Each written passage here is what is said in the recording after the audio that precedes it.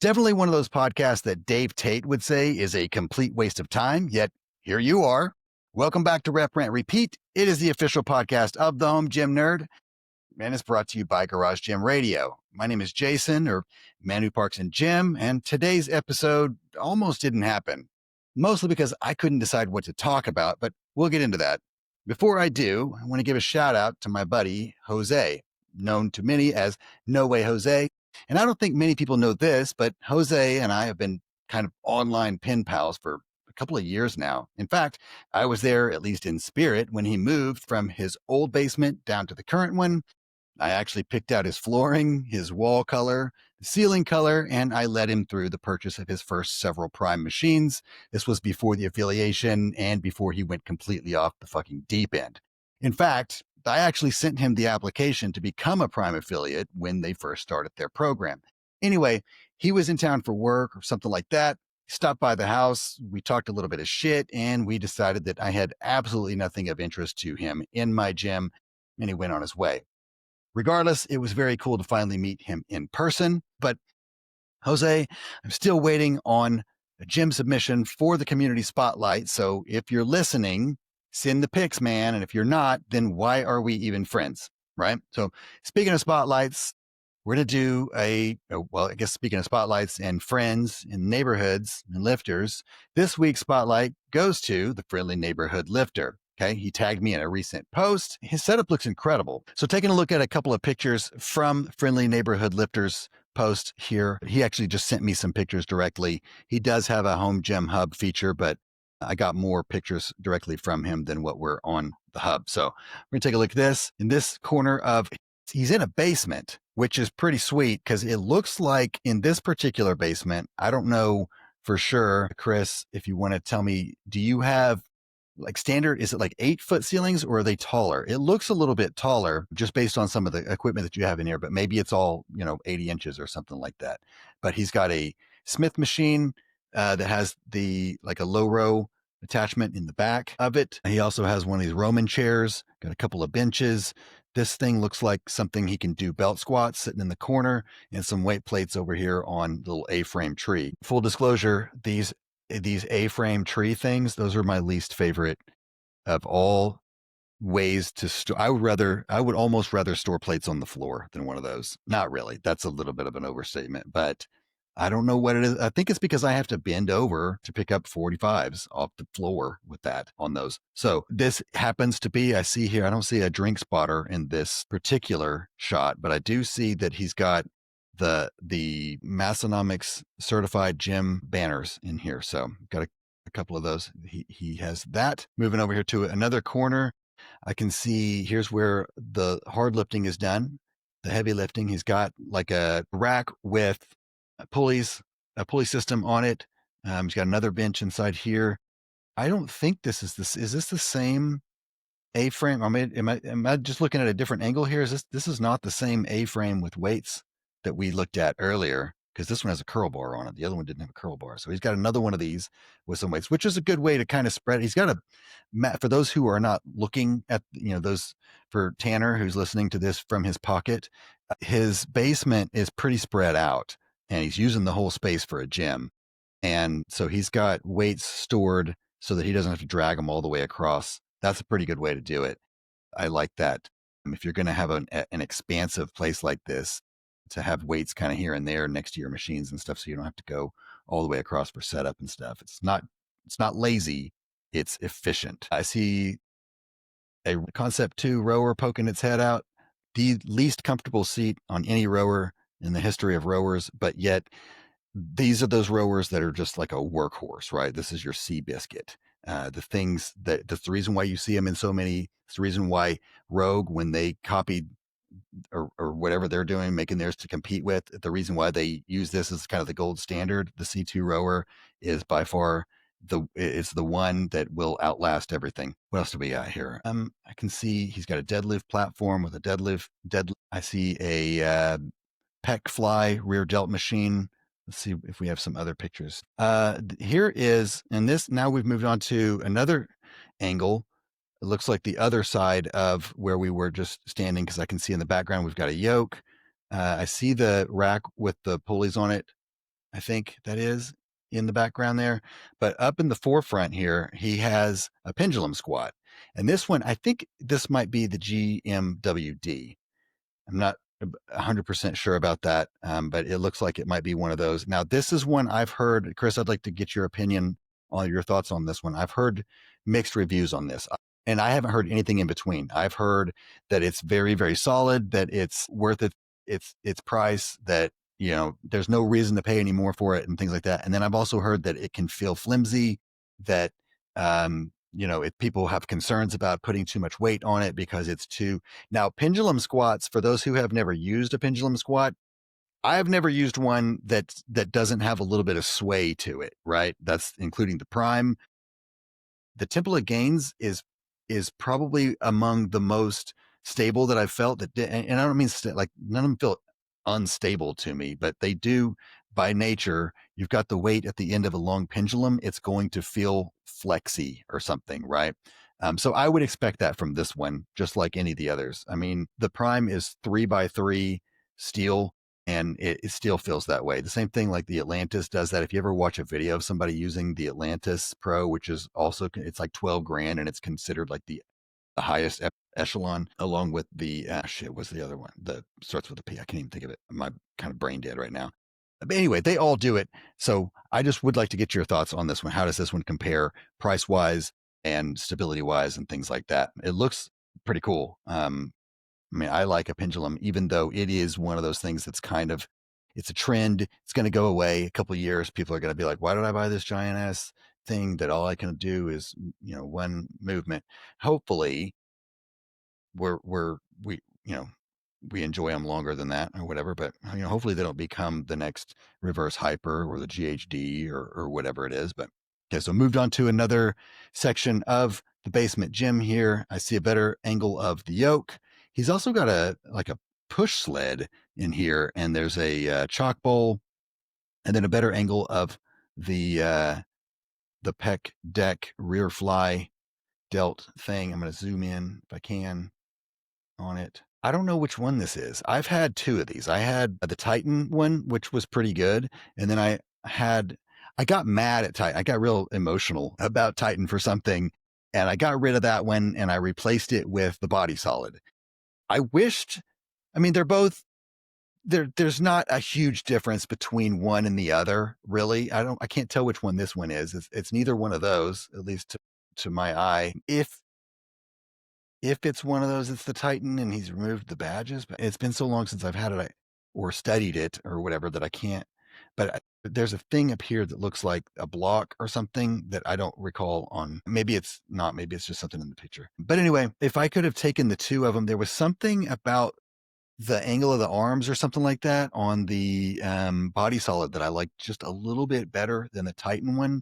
But I did do a hack with the Titan where I put some different grips or handles, where I turned the handles upside down, which I really liked that because it gave you this kind of like almost like a supinated grip style thing, which I felt like it just gave you a better pinch at the end. I don't know if it makes a difference or not. I probably didn't see any addition. You're not leaving gains on the floor or anything like that, or on the table, or whatever. But I did like the way it felt better.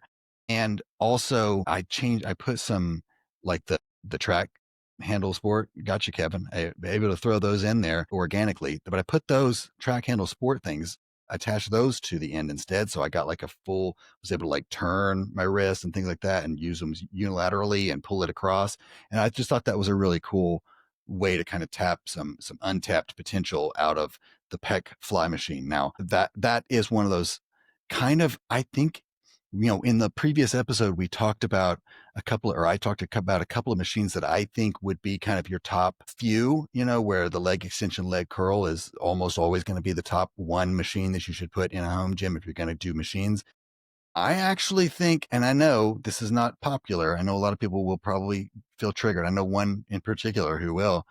I really think that the pec fly and rear delt machine could be among those top machines. And I'll tell you why. One, it doesn't take up a lot of like floor space when it's not in use. It needs air space to use it because you got to have like 70 something inches for like the full span of it, right?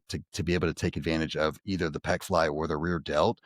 But when you collapse it down, they're actually really freaking narrow, and they just don't, they're, if you go with the prime or something like that, like a big selectorized unit, whatever, which I don't blame you if you do.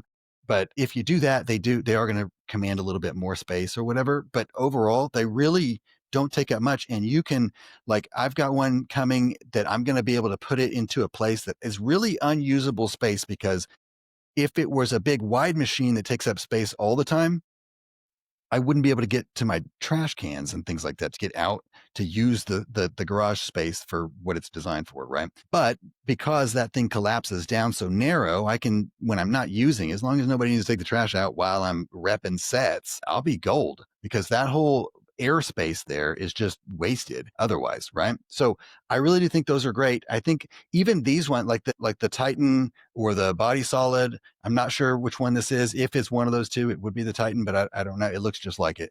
So it probably is. If it's not, it's something similar. But those are really good. The only real kind of downside, and I've seen ATX kind of fix this with theirs, is this little trolley thing. And this isn't, again, this is one of those nitpicky weird things that we only do in the home gym, where we like, I'm about to call out this very reasonably priced machine because it uses a plastic sleeve instead of some sort of a roller. And so we're lifting weights. This is resistance, but it's not the kind of resistance that we want on my not real beef, but the thing that I think if someone was doing a review, this would be kind of one of their negative call outs, whether it's a softball or not is up for you to decide. It is the trolley that the weight sits on goes up and down kind of a square tube guide rod, and it's usually just a piece of plastic lining the trolley itself. And so no matter how much like lube you put on there, it's going to end up having some sort of resistance outside of just the weight. So it's not smooth, right? It's not that like that thing that people ask about every time somebody uses a cable machine.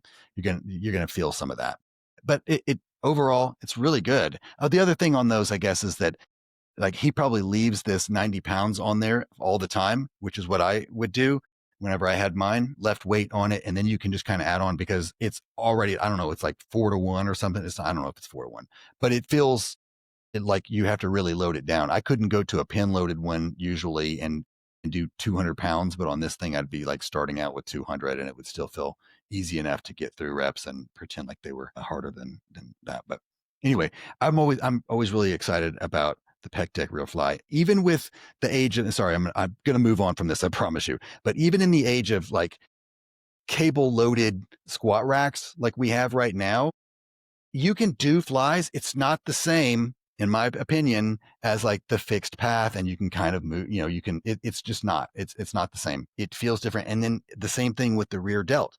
I can do rear delt cable stuff, but when you use the machine like that, it's like really the only way to really hit those rear delts in that same manner as good, in my opinion. And this is all, again, this is like general fitness, bodybuilding type stuff. So if you're a power lifter, you're probably vomiting in your mouth right now with all the things that I'm talking about here, because these are just right. Anything outside of a squat, bench, deadlift is an accessory. And, I'm just wasting time over here. But so moving along, like I promised you we would, we're now over into this corner where I talked about earlier that, I could see in the distance he had a deadlift platform and also a deadlift jack.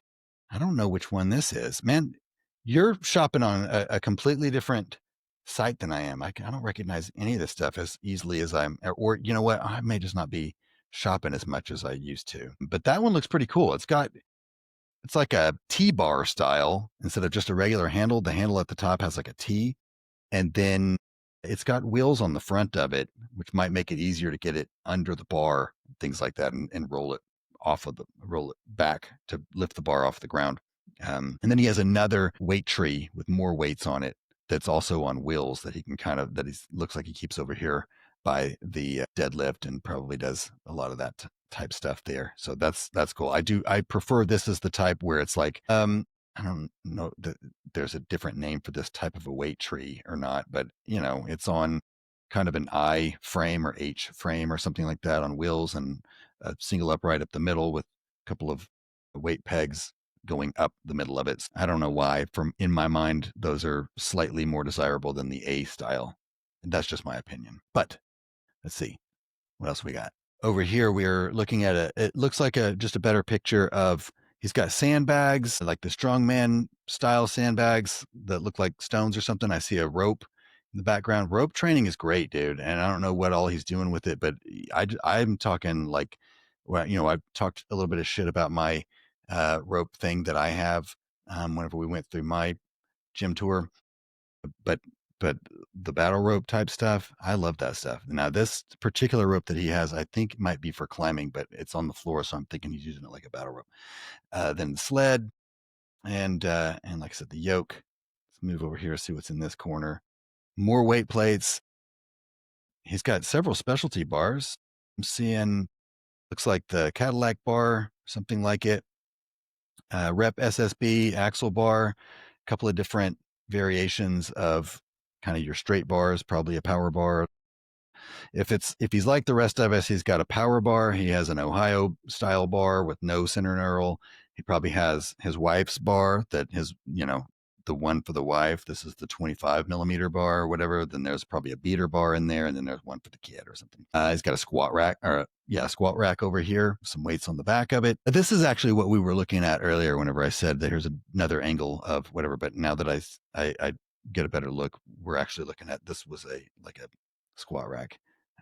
Lots of places in this gym you could actually, I don't know if he works out, if he has, he's the friendly neighborhood lifter. So I'm guessing he has friends that come over from the neighborhood and lift, because he's got enough equipment in there. And it's even, I see a log in there too. Maybe he does some, Chris, I'm guessing you've done some strongman stuff. Pretty cool. Now, Chris, and I didn't mention this earlier, but Chris recently did like a physique competition and kind of thumb through some of those. And dude is freaking lean. And I will tell you, man, if you've never done it, like powerlifting versus strongman versus bodybuilding stuff, I've never done the physique. I can get as far as, I just haven't had that goal, right? I've worked toward that kind of stuff. The diet part of that, by far the hardest.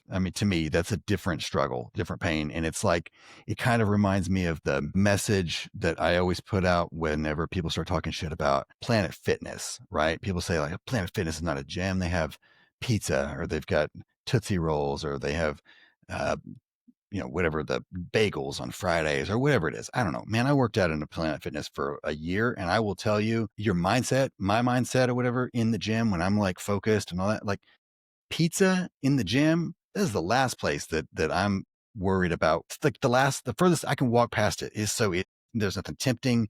I'm not treating myself to it. I'm like in a zone, right? I'm actually more pissed off whenever I go into a gym and it's just full of bullshit supplements that they're selling me. You know what I mean? Like, at least this place is giving you pizza you can walk away from. You're not out anything. I just assume if you're selling me all these bullshit, like all this food, quote unquote food or whatever, is in a plastic wrapper, it's all filled with ingredients that you can't pronounce. It's like shit. They have more, and don't get me wrong, I love me some pre-work. I'll dry scoop some pre-workout, like the best of them, but don't get all pissy about somebody putting a fucking bagel in your gym diet whenever the other gyms are filling you up with all this science bullshit, right? And anyway, sorry, little rant there. I don't even know how I got on that. Oh, we were talking about diet. But anyway, I know I had a brief conversation with Chris about how he was like, dude, that was the hardest thing. I'm going to go back to powerlifting and eating at Golden Corral or whatever. And I don't blame you, man. If you've ever tried that discipline, it's a whole different level to be able to starve yourself into striations. So here we're looking at another shot. This is kind of a good one that gives you a good idea of the length that he's gotten here, man. There are two. This is not even, I'm starting in the middle. With all the way in the back of the gym is that very first picture that we looked at, where he's got the Smith machine, like a flat bench, a couple of things kind of sitting up. And then moving forward, I can see he's got the Roman chair, which is one of those things that, you can do, usually you can do like pull-ups on them, or it's got these like arms of a chair with handles, and you can kind of hold yourself up, use your obliques and stuff, and hold yourself up and do like leg lifts, and just various core exercises. You can do dips and things like that from them. I'm really surprised the Roman chair isn't in more home gyms. Like especially 2020 life, right? And I've always been these things that they haven't made it like a rack attachment. Now I know you can like set up the Mutant Metals UDA or something like that and kind of do them, but I've just been surprised where like things that we've gone through, trends and things like that in the home gym. I've always been surprised that somebody hasn't made one of those that is like either a dedicated one that goes on a rack, or it's something that you can use to squeeze more versatility out of something like the UDA, and it become like not a makeshift DIY type, but like a legit Roman chair. Because it's just one of those things where I'm like, you know what, it's not that people want it, but it's that people don't have it, and sometimes that makes people want it. You know what I mean? And it is one of those things too. At a commercial gym, you'll see people using them for various reasons. They're good. It's like it's the equivalent of doing like a pull up is for your back, or a GHD or glute ham raise or whatever it is for your posterior chain. These are really good for lots of core work and stuff too. So in that same way. Now moving forward, I can see he's got like an air bike in there. I think that, or that could be a fan actually. Yeah, maybe that's just a fan. He's got looks like the Bolt Fitness from what I can see out of the corner there, the Bolt Fitness leg extension, leg curl. He has a utility bench. Then I also see 2 treadmills and a hack squat leg press. And then what is this hiding behind there? I can't tell what that is from where I'm sitting, but it looks like maybe like a pull down machine is some sort of a machine. We'll probably get a better view of it here in just a second. Now, Bolt Fitness, I'm not going to bore you to death with that, but I will just say I had one experience with Bolt. It's a squat rack. I see a squat rack.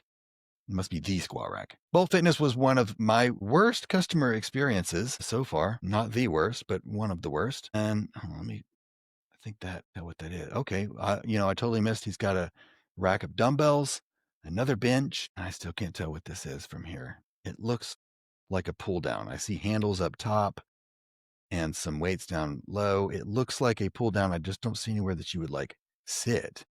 And then I see a chain down here, like it might be some sort of a belt squat that he's got folded up or something, but maybe that's what it is. Is it a belt squat, dude? Okay, let me see. There's a couple more pictures. That's that thing again. I'm sure those of you that are watching at home, like I'm sure are probably screaming at the screen, like tell me what that is. It's not coming to me. And then here's that Bolt leg extension, leg curl, plate loaded. I've never used this one. I'll be honest, man. One time I was in a home gym group, Facebook group or whatever, sharing some experiences of mine from Bolt, and the CEO or something like that came in there and started talking a bunch of shit. And he made some comments that were really weird to me about, I'll see you at home gym con or something, and I was like, man, these motherfuckers, I'm not trying to, whatever, I'm just sharing my experience. And anyway, so I don't even fuck with that. I just let them have their time and I just pretend like they don't exist. Then final picture here is a little accessory rack, right? So I'm looking at things like he's got like an ab mat style thing, mag grips, the arm blaster. It's like, see a belt, few cable attachments, things like that on like a Lazy Susan style thing or something. Now maybe it's just a rack. I don't know. I would like to believe that somebody would have Lazy Susan, and I've not seen one yet. Anyway, man, very cool. Okay, so that is Friendly Neighborhood Lifter. Like I said, he's on Instagram, so go check him out, drop him some love, give him a follow, do all the things, right? So I mentioned earlier, I struggled to find topics to talk about on this episode. I think I just felt like everything was like, I don't know. It was a lot. I think I've got a lot going on between work, just things, right? All the things I still have I've got the Expedience Gym Monster 2 that I've been working out on. I still need to do like another follow-up review on that. So all that stuff's kind of been circulating in my head, and I feel like I just had gotten kind of overwhelmed. I would stare at like Normally I don't even, I make notes as I go along or whatever. So I would sit down and try to think of stuff and it's like nothing's coming to me. Right. And so Halloween last week, I put all the decorations out. I was kind of picking through those, boxing things up or whatever. I had Table Talk in my pocket. I heard Tommy and Tanner on Dave Tate's Table Talk. They were kind of talking about the progression of their podcast, right? Some of the things that they've learned, pay attention to things that work, things that don't work, when to switch gears, things like that, right? But the thing that kind of hit hard in that segment or in that moment for me was this brief statement from, I think it was Tanner, where he kind of just nonchalantly said something like, you just got to do it. Or I don't know, maybe he was like something along the lines of, it's better to put something out than not to put anything out at all, right? So put something out there than nothing, right? I don't know. They were also talking a lot about how, like, when they go back and look at the early stuff, like how bad it sucked and how, it's progressed and it should suck in the beginning. Like if it doesn't, then you're not doing it right by the end and things like that. So I was like, you know what? I can do something that sucks. I was thinking about just content creators in general. Oftentimes we overthink instead of just talking about what we actually care about. And by creators, I mean me. Maybe I'm giving myself some liberties there and calling myself creative, but sometimes I just forget that not every episode has to reinvent the wheel or it just has to connect. You know what I mean? So if you're a home gym nerd or even if you're a content creator and you haven't heard that episode yet, go check it out. It's Table Talk with Dave Tate. It's the most recent one with Tommy and Tanner, and it's actually a really good blend of informative, it's entertaining, and it's even inspirational in some ways. All right, like I said, I had a really hard time coming up with topics for this episode. Normally, these things just pretty much write themselves. So generally speaking, I'll record and edit an episode, and then within like a day or two, I'm already thinking through and kind of jotting down notes for the next one. Now, they don't always make it into the next one. Sometimes I go back and I review after like a week and a half or so. I'm like, well, what does that mean? Or why did I think that would be interesting or whatever. This one though, this one was different. I was like thinking about all the different things, right? I'm like, well, it's gym heater season, like every year around this time, the home gym groups kind of blow up with questions about heating garages, right? Do you go propane? Do you go infrared? Do you go with electric? What about a mini split?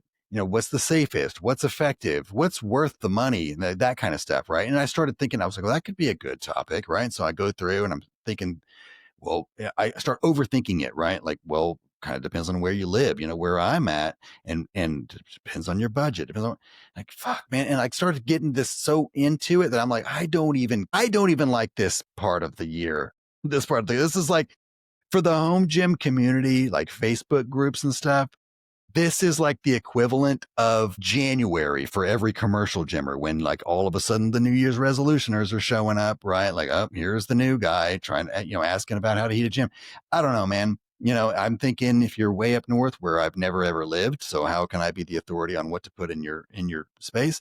I would think something like a mini split probably isn't going to cut it. If you get like in where I'm at in the plains states, we get like a week or so of freeze, but for the most part, I can tough that out. And every other 359 days of the year or whatever, I'm dealing with either heat or it's manageable with a mini split and it's actually life changing. So if you're in an area where a mini split works, that's great.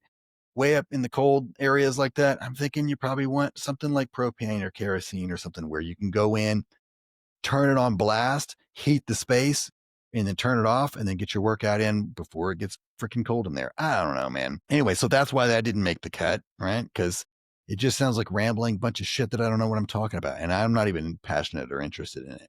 I'm passionate about that mini split. That thing was life changing. So if you can do that, if you're in that area, we can talk about that all day long and I'll even give you tips. First best thing I did with that, sorry, I just said I wasn't going to do this, but with the mini split thing, the best tip I can give you, you can save a few bucks by installing it yourself and hiring out the legwork, right? The electrical stuff. If you need to do that, you should definitely hire that out. Don't kill your family. Even sizing the thing. What I did was I've got a couple of, this is before I decided to do it myself. I had a few different AC companies come out and give me quotes. What would you recommend that you put in here? What size would you do? Which unit would you do and why, right? And so overwhelmingly, I got the same size of unit and I got the same reasoning in terms of like how you want it to run efficiently based on the size of your gym. And some of the questions I had to answer too was like, how warm do you want to keep it like this? Are you planning, is it all year round? Is it this and that? But they do like based on the height of your gym and the overall cubic feet or whatever. They'll have a formula for which size you should put in there so that it runs most efficiently. And then also brands. One of the things I thought was like Mr. Cool, right? That's like it's like made for DIY. It's whatever. And it's how it's promoted anyway. And you can get them on like Amazon and they seem to be pretty cheap and stuff. But overwhelmingly, the three companies that I had come out were all three completely like Mr. Cool. Absolutely not. They're like disposable. When you have a problem with it, we can't really get parts for it. And you're going to have a problem with it if you have this house for more than a couple of years. Go with the Mitsubishi. We can get parts right down the street, and it may not, yours might be different. Mitsubishi might not be the one there, but for mine, that's, they all work on them. They all have a license where they all install them. And so if I ever have parts and stuff, I know I can get those things fixed. But anyway, so my tip on that, if you did do one of those, it is get that. It's going to change your life. Do some sort of, what I did also was try to seal off the gym as best I could. Basically shut all the doors and everything during daytime, and then any light that I can see anywhere that I can, I would put like, I took those foam tubes that you can get from Lowe's. I think they're there for insulating pipeline and things like that. But I just would, cut those, put some adhesive on one side and kind of stuck them up. It doesn't look great. You can't see it on Instagram. And then I probably painted them, the same color as my walls and things like that to kind of blend in. But just anywhere that I could see light, that there isn't a moving door. But even on the edges of the door, I do have some of that going on. So stuff like that you can do. Installed it myself, saved me a few $100, and then I had them come out and do the I ordered it online too, which saved me a few $100. So it went from a $6,000 quote, ended up costing me about 2,800, I think, with electrical and with the having them come out, do like, they did a pressure test, they did a moisture test and all that stuff to make sure when they ship them, like when you order, like for example, Mr. Cool or whatever, it's supposed to come with refrigerant and everything all ready to go. But I just wanted to make sure that everything was good before I plugged it in, since I spent so much money on it. So that's kind of a pro tip on that. I hope that you can put that together, since that was just this random stream of consciousness about heating your home gym. But let me know if that's a topic that you think is more interesting than that. I'm all about it. I mean, if you want, I will do a deep dive and we can do a whole entire show about heating your, but I kind of didn't feel that was going to be my moneymaker here. Another kind of topic that I had explored, and what it was, UPS versus USPS versus FedEx, right? Like if you've ever ordered a power bar or 300 pounds of plates, the pain, right? Which carriers actually treat gym gear like it's not a box of bowling balls or whatever. And what kind of inspired that was, if you've noted, for those who are watching, if you've noticed, I've added another row of plates. I've got some 25s, and what I've got a set of Jacksons in the middle, and that's Rory. I bet you know exactly why I have Jacksons on the wall. But then I've got a pair of Weeders. Now I should have on this one should actually be a pair of Marcy 25s. Marcy just has a cool looking 25-pound plate in their deep dish LA deep dish, but that particular set is still in transit. It's been a couple of weeks. I don't think it's coming, right? It's a thing I've been dealing with. USPS, I haven't been dealing with it. I have a tracking number and there's been no movement on it.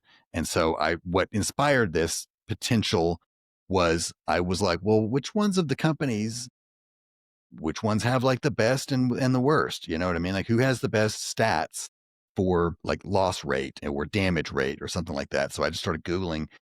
And I learned after a couple of minutes of Googling that finding that information, like a direct comparison like that, is not as easy as what I needed it to be in that moment. You know what I mean? I started really digging in, and like they don't report all that stuff, and the three companies report it the same. So you would really have to, there'd be a lot of conjecture, right? And I'm like, I'm not going to do a full on fucking thesis over USPS and UPS and FedEx and all that stuff just to come to a conclusion that I think we can all probably agree without doing anything, that they all three suck. I mean, in some ways, right? They're all a fucking roulette wheel. They're all a potential. I mean, I've bought and sold. I was like a pioneer of buying and selling on the internet when the internet was brand new. That's how old my balls are. And I have lost items with all three of those carriers. I have had damages from all three of those carriers. I have had insurance claims that have been denied from all three of those carriers. I have actually never had an insurance claim. I've never had something either lost or damaged and insured and covered and paid by any of those. I mean, I've lost. I had like a $3,000 Martin guitar get damaged, and they just denied it. That was it. No, didn't even have to give me an explanation. Just denied it, and that like into my face. This is when you had to go in to the post office, and this was years ago. Go into the post office, and they would write up. You would explain stuff, whatever they would write up, and then they would tell you to your face that that shit was declined, and then like shut the window. That's how they did it to me anyway. It's kind of devastating, but I've had that experience with every single one of them. So I really don't even know that digging in and unpacking it and really doing a comparison and contrast and stuff, does it even matter? It doesn't mean anything. Doesn't mean you're not going to lose your package. You know what I mean? So I guess ship with the one that gives you the most confidence at the time. And for the love of God, use a lot of tape. If you're shipping things that are heavy, pack it in there and use a fuck ton of tape. The box may just get destroyed, but the tape is what holds it all together, right? So that's kind of where that came from. Again, I don't know, again, if the fruit is worth the squeeze or the juice is worth the squeeze. Why do I use or these expressions that I don't even, but I don't know if the juice is worth the squeeze on that, because I do think that regardless of how much, that's probably why they don't even report it, because they're like, at the end of the day, we deliver a lot of packages, guys, and we miss some, and that's just part of the deal, But on the missing plates, I think the most devastating thing, I mean, I am very thankful of the 3 sets that I had. The Marcy's were the most affordable. So if you're going to lose a set, that would be the one. But it's pretty devastating to think that there's probably a set of Marcy 25s out there. I don't know what happens to the lost packages. In my mind, the weights probably fell out of the box, and now somebody's just standing there going like, in the shipping center or whatever in Houston, they're probably just staring at these plates. They're going to end up in somebody's backyard. They'll be on a Facebook post somewhere, buried deep in with some other shitty plates, and one of you vintage nerds will be sifting through and looking, with your eagle eye to try to find the one plate in the lot that's worth the drive and that kind of stuff. And so eventually my misfortune will be somebody else's great fucking find, and I will sleep easy knowing that that's the case. Now, the seller, I've talked with him. I don't know how this works. I've never, like I said, never had one go through. I did reach out to him to kind of let him know that if USPS reaches out, or if they need something, that's why that I hadn't received them yet and stuff. And he's been super cool, man. And that's one of the things I feel like I've found in the vintage space. And there's probably some shit bags out there too, but most of everybody that I've come across has been really cool, very helpful, upfront, honest, and accommodating and things like that. So this dude was like, it's funny because I saw his listing. I didn't know who he was or anything. I sent him a message. And whenever I did, I saw this whole conversation history. Like, I guess I've helped him with some Prime stuff in the past. So it's just kind of full circle. One of those things. Don't be a dick to people on the internet, right? In your space, the world gets a lot smaller, right? And so I thought that was pretty cool. And he's been really cool through this. He's like offered to send me another set. He's offered, things like that, which I feel like in this case, and you give me your opinion here, I feel like in this case, I'm kind of assuming the risk by having him ship instead of me driving to go get him or something like that. Don't feel like it's really fair for me to expect him to send me another set of plates or give me a refund. I mean, it's just one of those unfortunate things. It's not great for either one of us. I know he probably feels some sense of responsibility there, but I don't know. I feel like it's when, like I was talking with some homies, I feel like it's one of those things that's where I feel like on my side of it. But I think if I was on the other side, I would be the one getting fucked out of here. You know what I mean? So no matter which side of the coin I'm on, I feel like I'm always getting fucked. But anyway, speaking of feeling like you got fucked, let's talk a little bit about another topic that I considered that will make its way in here. I just received today the 360 handles from Bulletproof Fitness. Now, this is one of those things, and I don't want this to sound like I'm trashing Bulletproof or Larry or anything like that. This is just me and my experience. and my frustration here with it. And to get ahead of this, Larry has put out a message to Bulletproof people on his Facebook page or whatever about, understanding he dropped, or he feels like he dropped the ball. He should have been more communicative and things like that. So all that stuff's out of in the air. I'm not shedding any light on anything that doesn't nobody knows, and I'm not trying to kick a man while he's down or anything like that. But the 360 handles arrived today, a couple of days ago. Now, I ordered these several months ago after Home Gym Con. I went to Home Gym Con. I used them. It was one of those things. Again, it kind of resonated. I didn't just fall in love immediately. It was kind of, just to replay.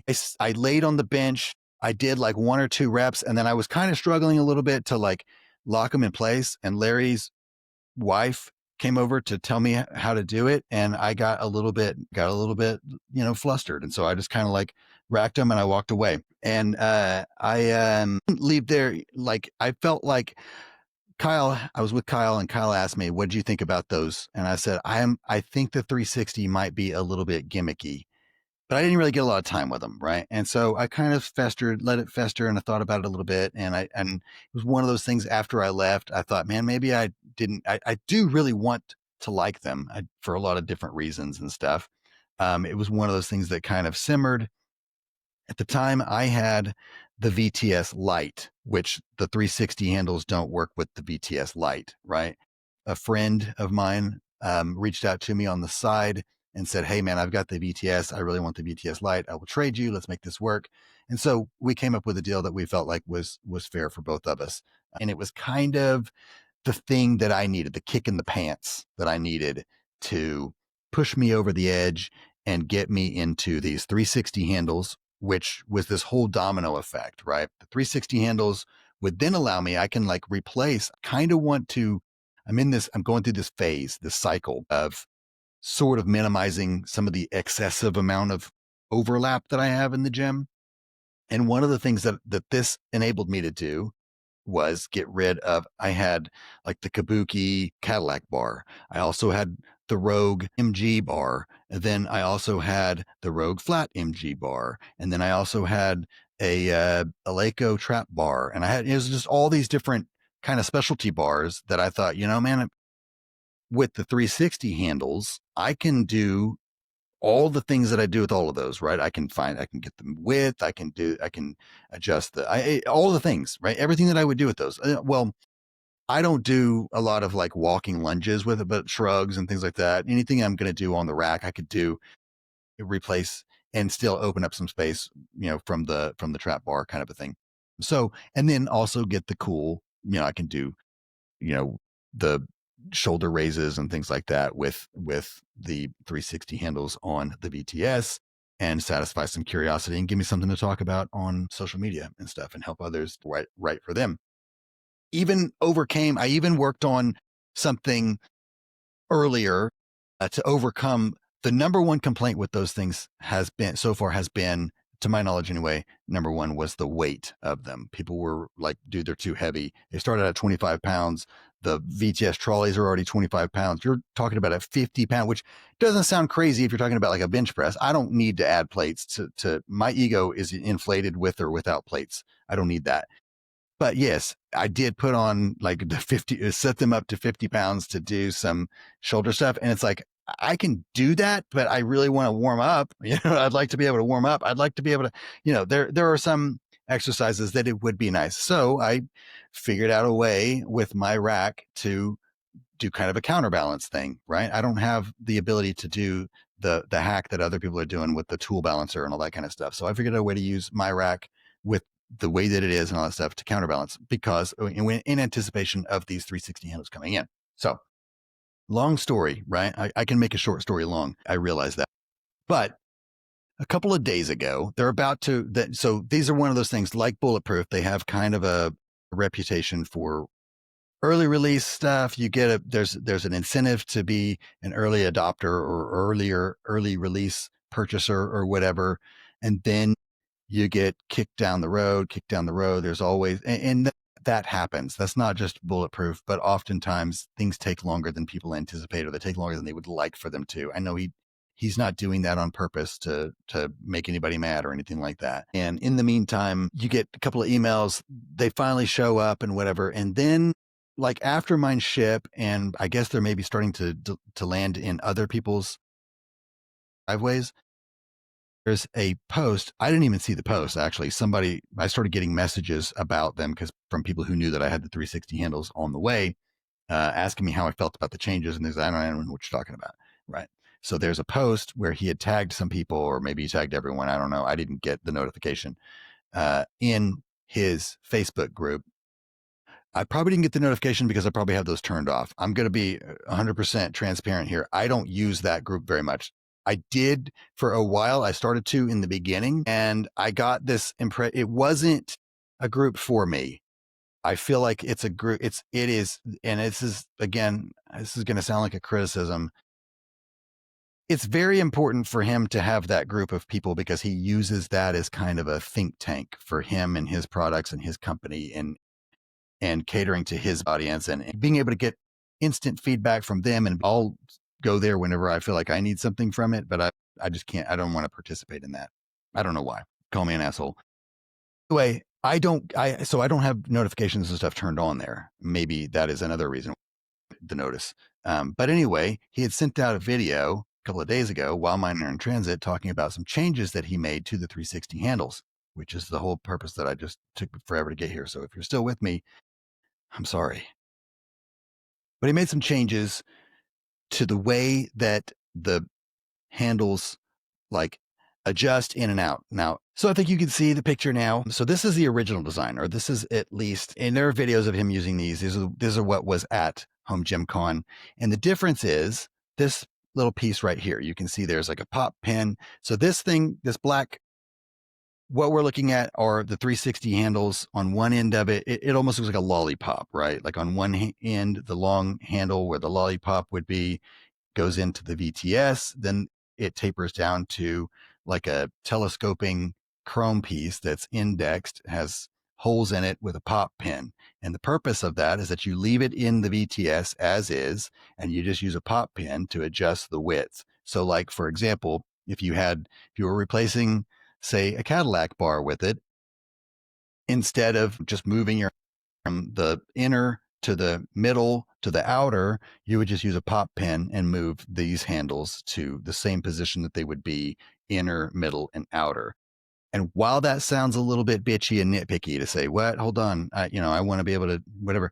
It also does it on, the left side and the right side. It's equal, it's quick, and it's mindless, right? And so they're both going to be set up the same. Okay. Now we'll move now to the new design. Okay, so now looking at the new design, still similar in that it is like a lollipop, although now it looks more like a tennis racket. It's got it looks like a shorter than what, it may not be shorter, but it versus the earlier picture. And instead of it being, like a fixed handle that goes into the VTS roller, it's just a long, with an indexed telescoping bar. This one is just a fixed length. So to move it in and out, if you want to move it to, like, say, a close grip bench, close grip bench or something like that, you would have to physically undo the latches, move it in. If you're anal like me, you're probably measuring it. I think that if they were going to do this, they could have at least given you like along this post that goes into the VTS itself. They could have at least indexed that in a way, and maybe put some rings or something like that around it at intervals. That way you could at least, line it up by eyesight or something like that to get it equal from left side to right side or something like that. But they didn't do that. Instead, it's just painted black or powder coat import black, which is charcoal gray.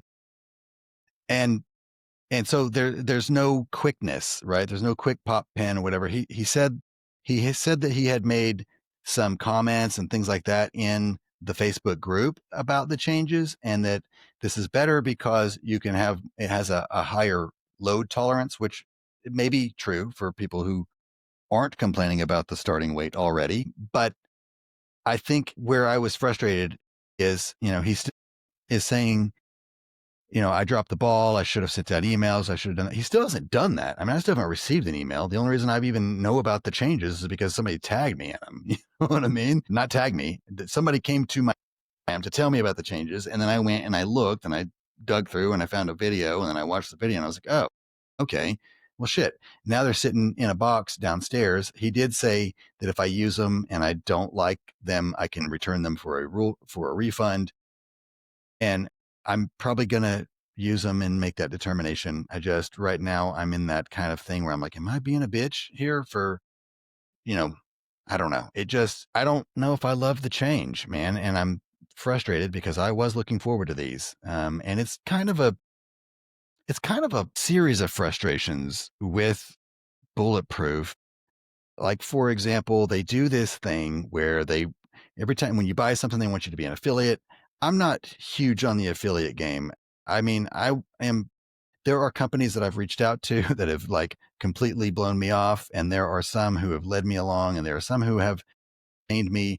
And there are some that I'm just not that interested in. And usually it comes down to like, I want to know how their products are. I want to know what their company's like. I want to, I'm in a weird position where I don't feel like I have to just whore myself out to every company that has an affiliate link. Right. And so Bulletproof was one of those where when I got the VTS Lite, I really did like it, man. I really did. And I still do. The VTS Lite, the VTS, both of them are great for what they are.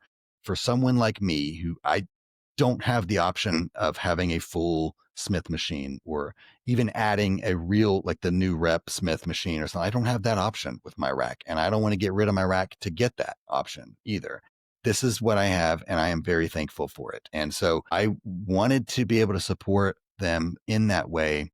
And I've had multiple people where they've come to me and said, hey man, I really appreciate the help that you've given me with the Bulletproof VTS or the VTS Lite or whatever. I went to go use I used your link whenever I bought it and I look and there's nothing like I don't know.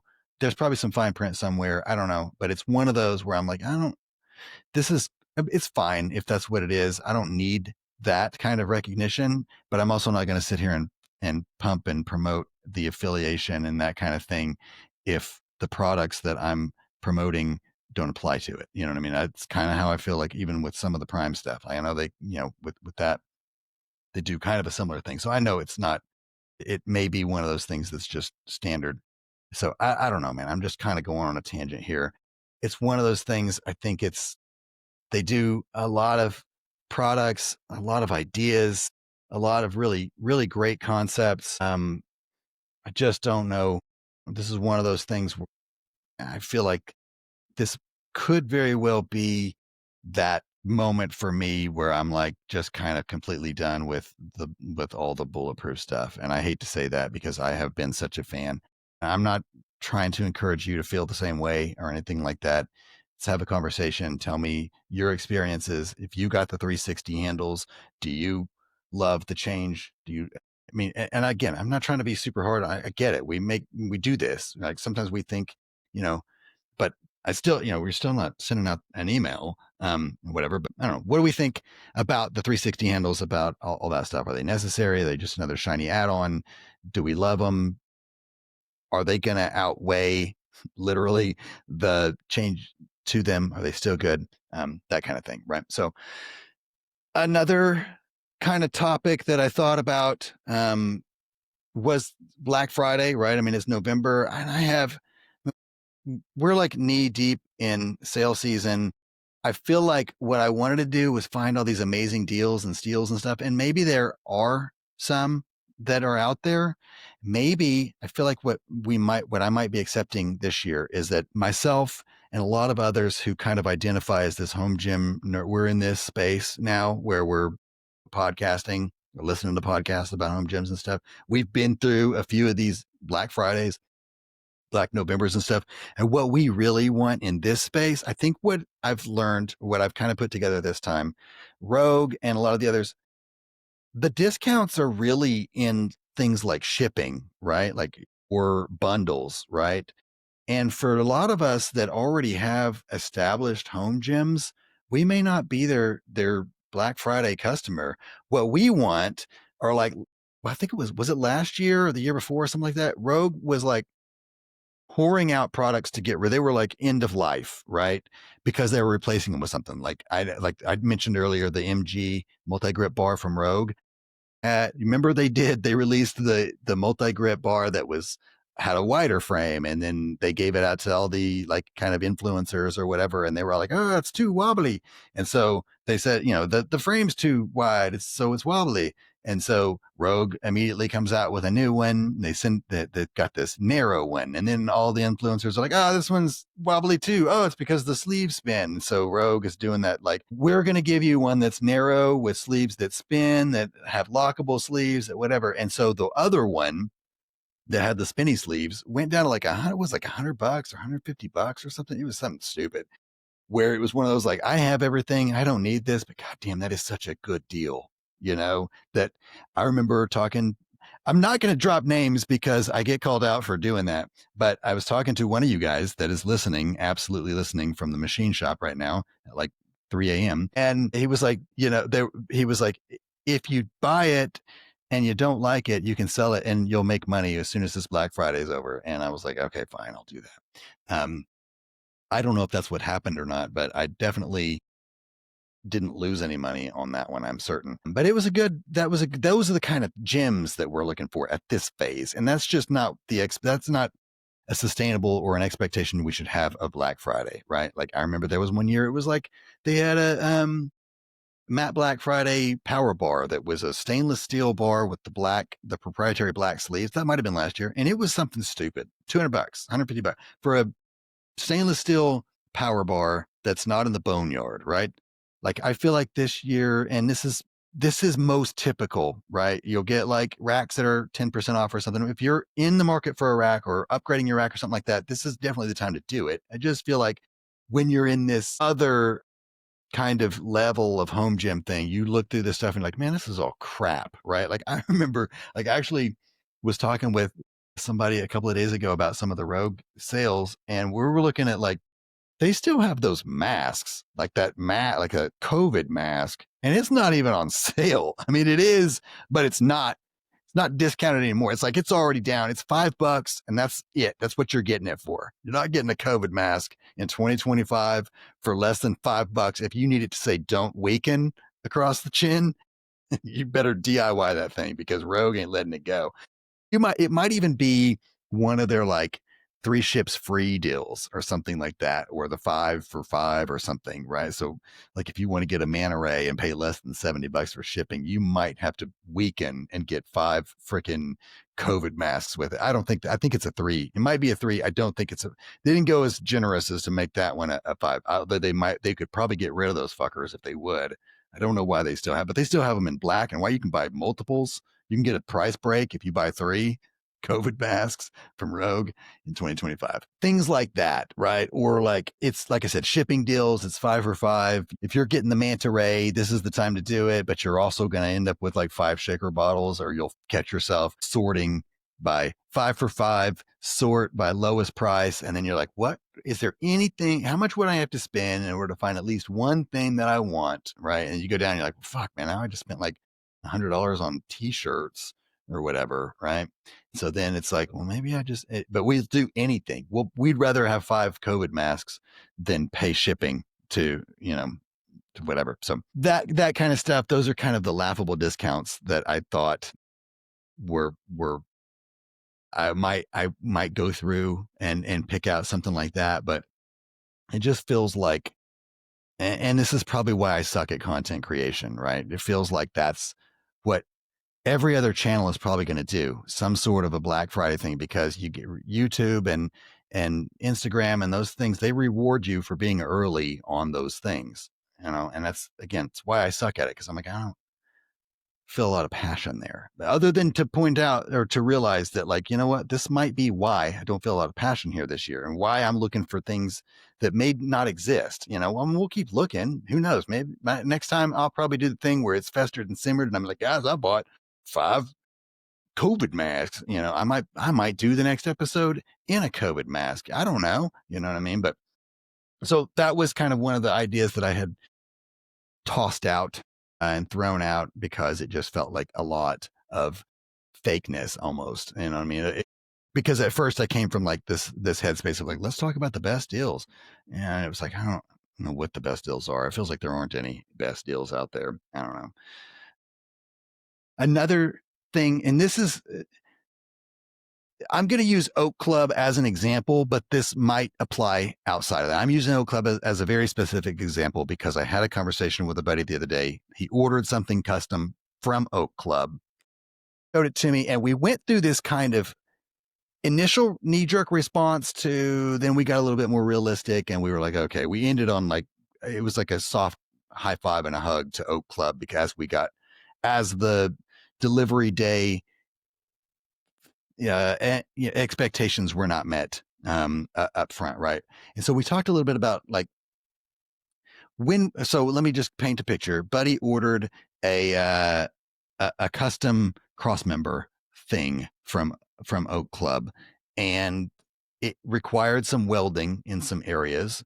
And on some areas, the welds just didn't look like what you would expect a custom piece from a company like that has, a prestigious name or reputation like Oak Club. And so we kind of went back and forth like, is Oak Club like a prestigious reputation, or do we just think that because it's expensive? I mean, it has a cool logo and it's expensive, and the stuff is a little boutique, right? It's a little different than what everybody else is doing and things like that. And so have we built it up in our head? I mean, have they ever promised to us that there are these perfectionists? And then, we started going back and forth with like, well, at the end of the day, like what happens if they're building this one-off piece and the guy hiccups while he's running the welder or something like that, and you get this weird spot? You know what I mean? You expect him to throw it away? You know what I mean? Is he just supposed to give it to you for free because he jacked up the weld or something? You know what I mean? Like what is it that we really want here?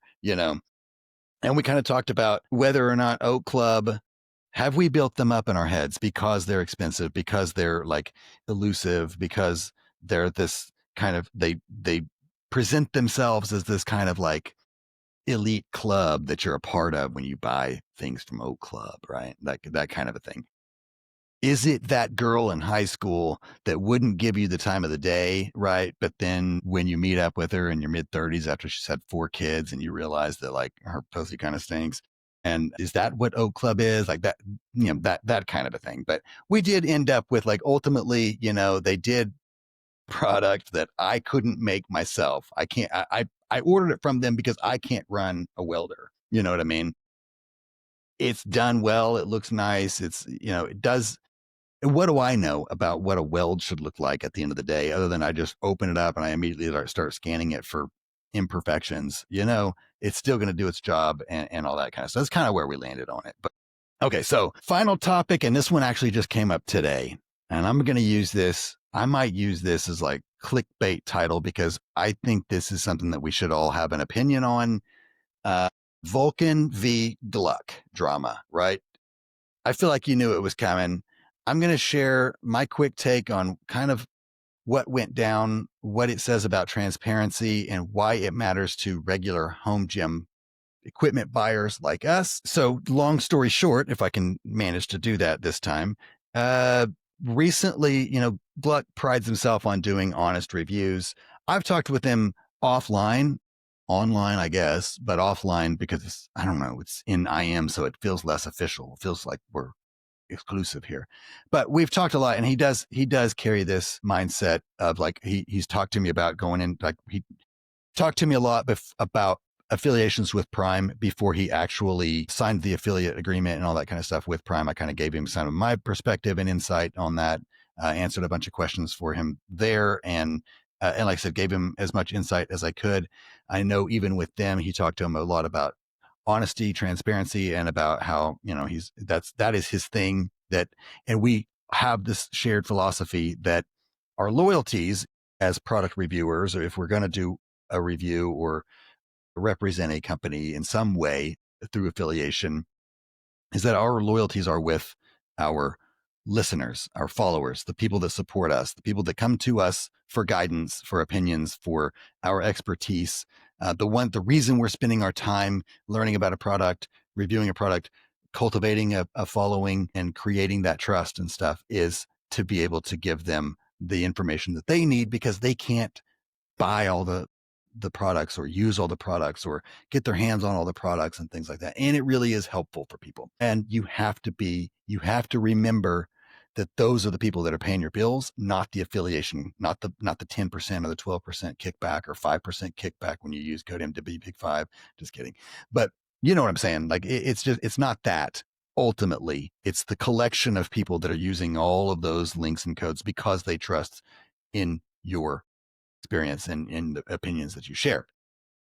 It's important when, so recently, like I said, he recently did a review of a Vulcan, has several different racks. One of them is kind of this, part of the current trend or whatever is to have the cable loaded rack, kind of like the Aries or the HLP or name your brand. They all have them now. He gave it a very scathing review. He called it a piece of shit. He called it the worst product that he's reviewed or the worst rack that he's reviewed and stuff. And people have given him a lot of praise for that because it is hard. I will tell you from personal experience, I don't even have the affiliations that he has. I don't even have affiliations with companies. I just had a hard time talking about my experience with Bolt Fitness. In this episode, I'm sitting in a closet talking to nobody, and having a hard time talking about these companies. I don't have no loyalties to Bolt Fitness. I just don't want to sound like a bitch over here slamming somebody that's trying to do something. You know what I mean? The same thing, Bulletproof. I don't want to say anything that's going to take food out of this man's mouth, but I feel compelled to share my experience with things or my feelings or emotions or thoughts or whatever at the risk of that. And that's hard. That is hard to do. Last episode, I don't have an affiliation with Force USA. I didn't get flown out anyway. And me saying that is not me asking to. I have never even, like when I was at Home Gym Con, I lurked around the Force USA booth for a bit. 100% transparency. Nobody acknowledged me, and not that they should. I was standing there and I was like, man, I just feel like I'm in their way. I got out of the way. And I still have a hard time. Like I felt like I was worried. Like in the last episode, man, did I talk too much shit about their stuff? Like it's hard to do that. It's hard to do that when you have an affiliation with somebody. It's hard to do it when you don't have. Everything you say and do on the internet, other companies are listening. Other companies are watching. If Gluck wants to have an affiliation with some other company, him saying this stuff about a product from Vulcan puts him at risk of other companies not wanting to work with him. And that is this man's job. You know what I'm saying? And he does it so that people like us can make informed decisions. And it is hard to sit there. As much fun as it probably was to say this thing is a piece of shit and show all the reasons why it's a piece of shit, it is not easy to do that. And no one does that because they want to. You know what I mean? And it's a way of being transparent, and it's a way of sharing if you're going to have me share all of the positive opinions, you got to be willing to let me share the other ones too. Right. And you've got to, if you want my feedback on things so that you can implement it in some way, here it is. Do better. Don't, sue me because I'm sharing an opinion that you don't like. There was a thing today that Vulcan wants to sue Gluck for defamation, right? Because he called their product a piece of shit, because he gave them a bad review on it. And it's a dangerous path if it's already, it is absolutely true that content creators, people who do product reviews and things like that, they are held accountable for things that they say in these videos. If Gluck were to come to you and say this Vulcan rack will make your feet 6 times bigger, you'll grow an inch, wherever you want, if you have this Vulcan rack or whatever, he's held accountable for that. Like you can't just say what you want, right? But if you're sharing opinions, if you're sharing an opinion about something and your opinion is less than favorable, what are you supposed to do? Are you supposed to just not do the review? Are you supposed to only give positive opinions? I don't know. I think it's a dangerous game if you give companies like Vulcan, who have the money to sue little people. Gluck is a self-employed small business, right? That's all of these guys. He doesn't have Vulcan backing. I don't even know if Vulcan is a rich company or not. I just assume that they have more money to be able to keep him from whatever it is, whether if it's just taking down the video, even or just whatever it may be. It has implications on everybody that should ever aspire to share an opinion on the internet. And I think that those opinions are just as important as all the glowing reviews that you see that people criticize others for. And I think it's a dangerous precedent if they make any ground on this claim. So I want to know what your thoughts are. I think from the comments that I've seen, at least on social, it's probably really biased where I'm at because everybody that I hang with wants to see Gluck succeed in this. I don't think anybody in the home gym space is going to want to say like, oh yeah, absolutely. I think fucking Vulcan should sue the shit out of this guy for sharing what we believe to be an honest opinion and it needed to be said, whatever. Right. So I don't know. I just think I just pray that it doesn't go anywhere. I pray that best case scenario, Vulcan's like, never mind. We'll take our ball back. You know what I mean? That was really dumb of us. And then it's just never even a thing again.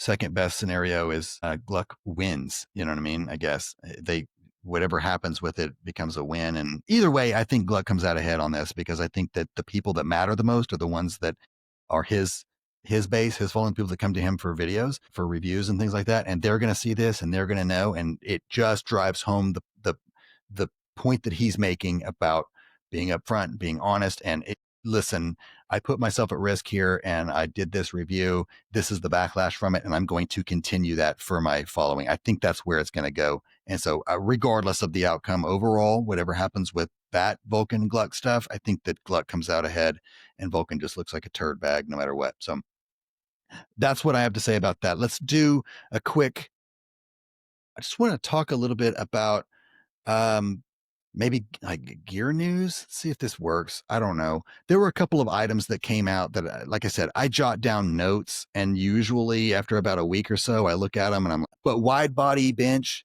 they came out with a rack attachment. I looked at it, was like, man, this could be a game changer for anybody who wants like a chest press. They have two different styles. You can get either one that's like a roller trolley that permanently attaches to an upright, and it gives you the ability to wheel your bench up. It doesn't have to be the wide body bench, but you can wheel your bench up to that attachment and use it as a chest press, a fly, and then also, I don't know, one other thing. Can't remember what the other thing was that you could attach to it. They have three attachments. They're all about $300 a piece. It's $300 for the attachment, for the rack attachment, $280, I think it was, like $20 cheaper for the C cup style, which is like a J cup that goes on instead of a roller thing that's permanently attached. And then another $300 for either the handles for the chest press or the fly or whatever. So you're looking at minimum $600 for that thing. Started looking at it a little bit closer, and I don't think it will work for me. With the HLP, everything that's going on at the bottom, I've got a little mini foot that I don't think my bench would get close enough to be able to use that. And then I've got my solo upright. The problem with that one is that it sits on top curb thing, which is like 3 or 4 inches off the ground. So I would have to build some sort of a platform. It would just be kind of a pain in the ass. So I just personally decided to kind of opt out of that. Thought it was pretty cool anyway. Now, another person that I know who has personal experience with the V1 stuff said that it was the absolute worst he's ever used. So again, might be one of those things you wait to see till they hit the streets before you start buying it, so you don't end up with, a problem where they change the design in the middle of it and don't tell you before it delivers or something like that. So another new drop that I thought, it did break the internet for a little while, and then I think something else came up that took it. Kevin, I got you again. JD Gym Equipped released a curl bar. It looks pretty freaking sweet. We've talked about this once before, right after Home Gym Con. Y'all probably just don't remember. Home Gym Con, he brought a few different things that were made of this hollow knurled stainless steel. Excellent knurling, and it's hollow, so it saves some weight. And one of them was a cable curl bar. Feedback that I gave him, and probably everyone else that held it did too, was that the bends were a little bit weak. He did go back to the drawing board. It looks like what I told him was like 70 degrees roughly. And it looks like he's there. I haven't felt it for myself, so I don't know, but it looks like it's there. I can see he definitely added some more aggression to the bend on it. And it's the best looking cable curl bar that I have seen on the market so far. Fully knurled, looks insane. It's about $300. You should check that out if you haven't already. I think it's going to be a hidden gem. The other one, and I have to say this because I did write this down, and I think it's going to, whatever. I mean, it'd just be weird if I didn't, especially after the other three mentions of Rogue. Rogue released their, what do they call it? The Milo rack mounted TV. I think it also has some, I did see like Netflix and some other stuff. I think Coop called it Netflix and Lyft. Then there were some smart functions built into it too, and things that people are probably already doing with either like a watch or an app on their TVs, or it's got like a timer and things like that. You know, I don't know. It seems like something that they're trying to do to kind of integrate smart systems into analog weight lifting and things like that.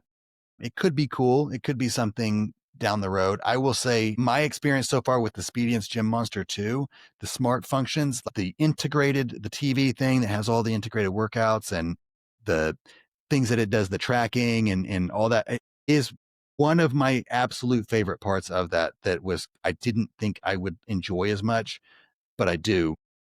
So I could see this having potential. Even though it looks stupid on the website, it sounds stupid, and it makes you want to go like, what? Like, because it's a TV on a Rogue rack and whatever. That, and then another thing that they had released is their version of the ski erg. Basically, I think we all kind of saw that coming whenever they took on Concept 2 with the Rogue rower. Now they have the ski erg.